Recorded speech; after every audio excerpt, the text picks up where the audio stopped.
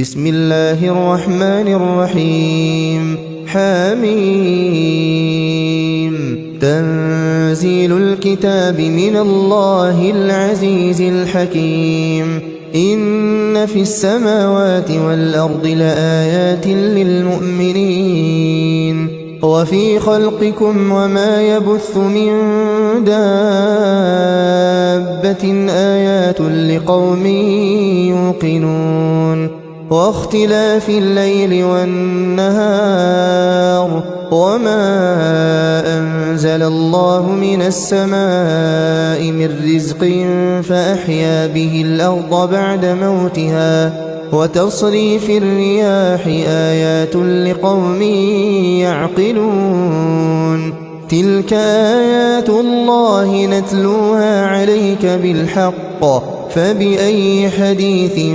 بعد الله وآياته يؤمنون